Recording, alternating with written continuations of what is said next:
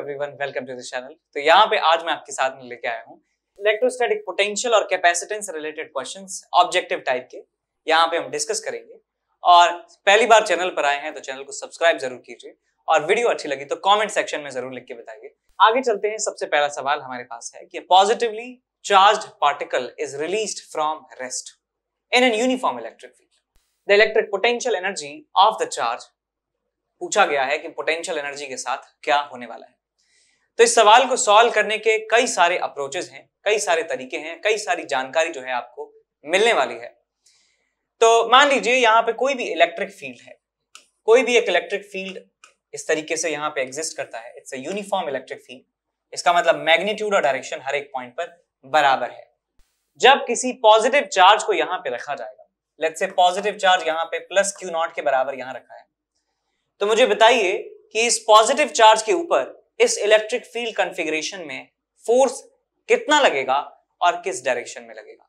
तो सब बोलेंगे चिल्ला के, sir this is a positive charge, electric field का डायरेक्शन है ये, तो पॉजिटिव चार्ज के ऊपर इलेक्ट्रिक फील्ड की डायरेक्शन में फोर्स लगता है F is equal to q naught into E के बराबर। अब इसके ऊपर जो टोटल फोर्स है वो सिर्फ क्यू नॉट इंटू ई के बराबर है आगे की डायरेक्शन में, और इसको रेस्ट से रिलीज किया गया है, तो मैं कह सकता हूं ये आगे की तरफ दौड़ने लगेगा, आगे की तरफ दौड़ने लगेगा, आगे की तरफ दौड़ने लगेगा। हम एक बात और जानते हैं कि इलेक्ट्रिक फील्ड की दिशा में जाने पर पोटेंशियल कम होता है, इलेक्ट्रिक फील्ड की डायरेक्शन में जाने पर पोटेंशियल कम होता है। तो मैं कह सकता हूं कि ये हायर पोटेंशियल से लोअर पोटेंशियल की तरफ जाएगा। तो पॉजिटिव चार्ज इलेक्ट्रिक फील्ड में खुला छोड़ने पर हायर पोटेंशियल से लोअर पोटेंशियल की तरफ जाता है।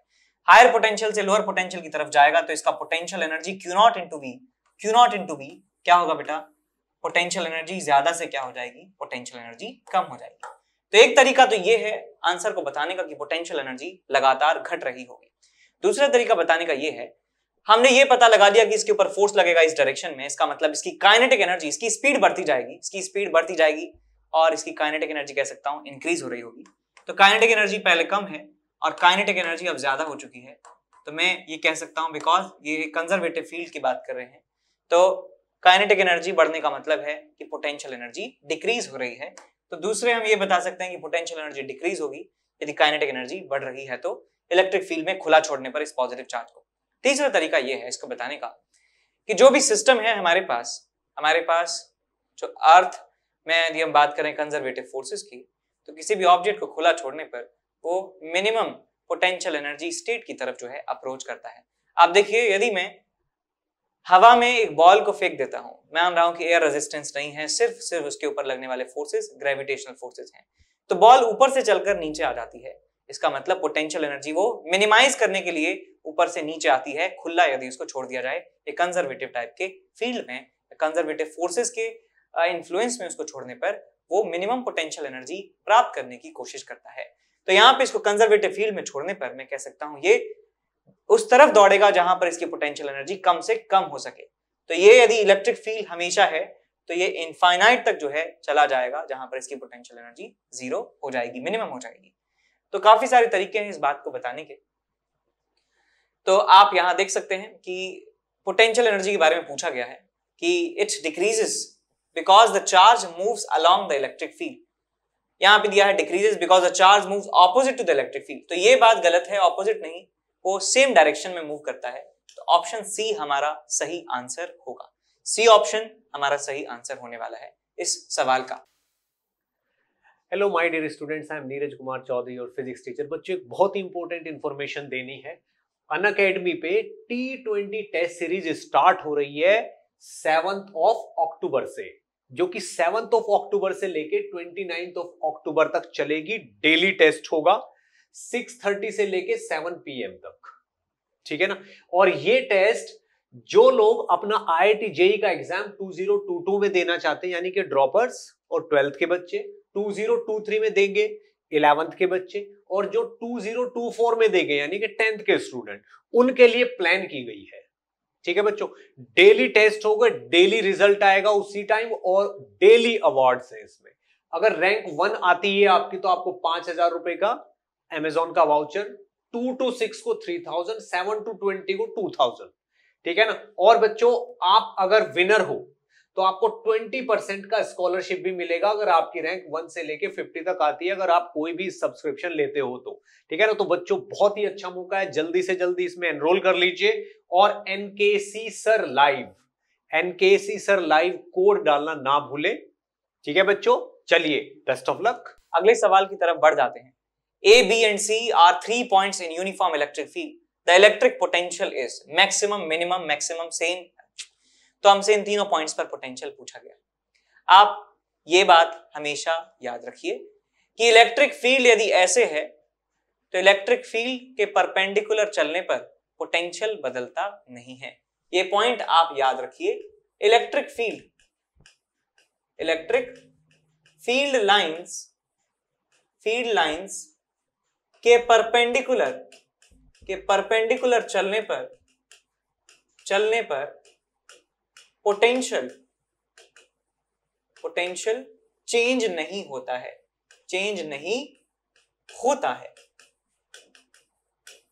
तो यहां देखिए इलेक्ट्रिक फील्ड लाइंस इस तरीके से हैं हॉरिजॉन्टल में, तो मैं इनके परपेंडिकुलर डायरेक्शन में कंपेयर करूंगा तो सारे पॉइंट्स का पोटेंशियल बराबर होने वाला है।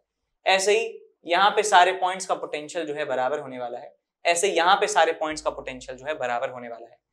तो मैं यहां C के ऊपर एक पॉइंट मान लेता हूं C डैश, तो पोटेंशियल C का C डैश के बराबर होगा। ऐसे ही यहां पे इस लाइन के लॉन्ग मान लेता हूं पॉइंट है एक A डैश, तो A डैश का पोटेंशियल A के बराबर होगा। तो आप देख सकते हैं कि एक पर्टिकुलर लाइन है हमारे पास, पहले है हमारे पास B, उसके बाद है C और उसके बाद है हमारे पास A। समझ गए?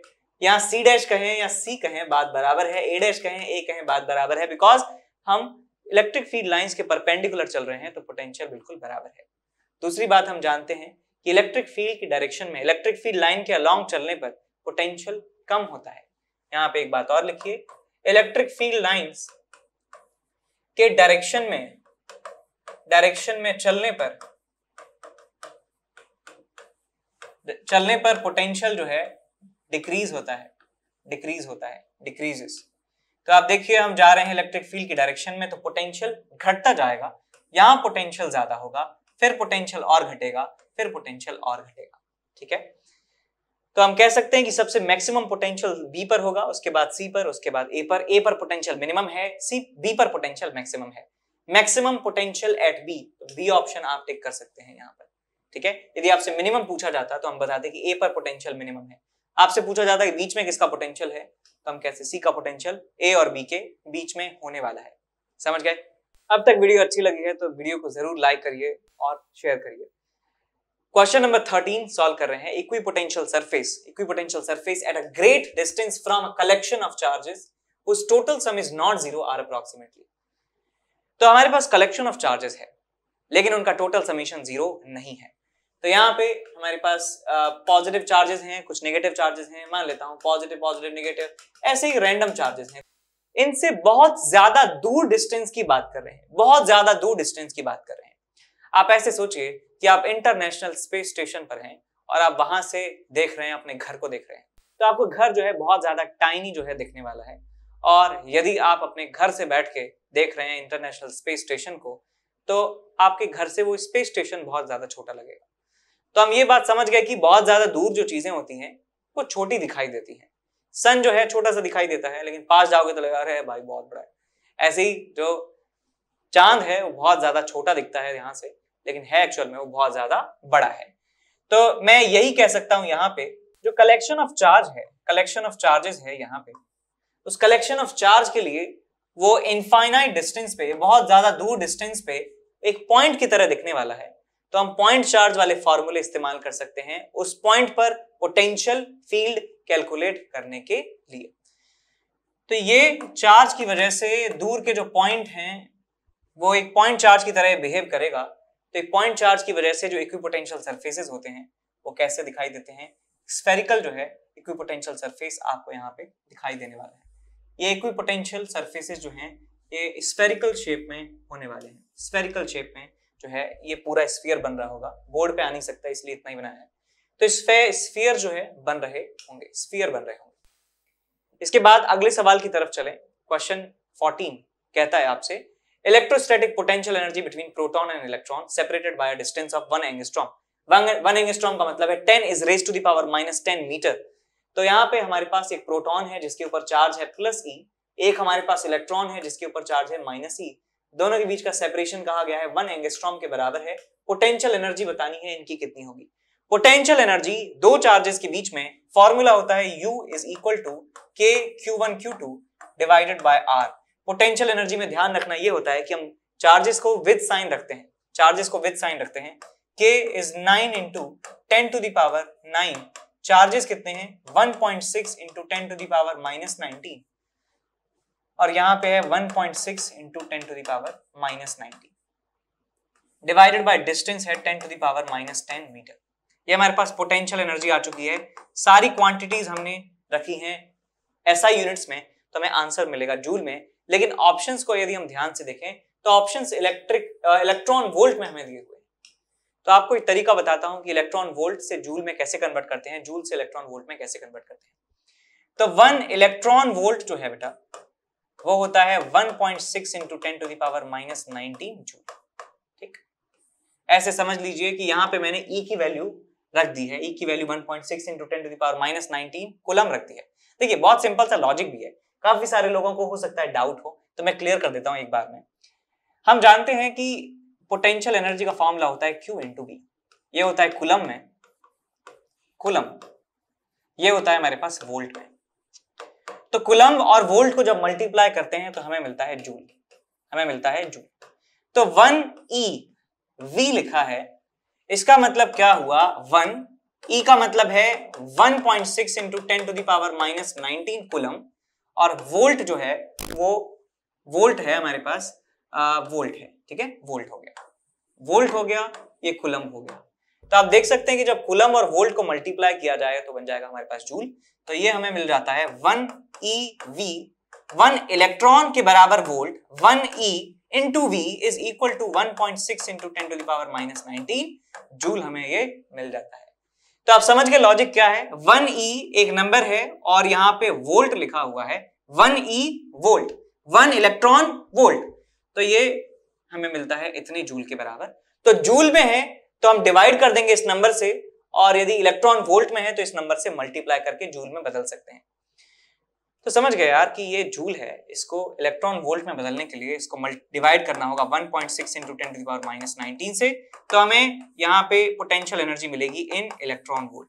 साइन लगाना भूल गए यहाँ पे इलेक्ट्रॉन के चार्ज का, तो यहाँ पे एक माइनस और आ जाएगा, माइनस डिवाइड कर दीजिए 1.6 into 10 to the power -19 से। तो एक पूरी वैल्यू, ये पूरी वैल्यू कैंसिल आउट हो गई।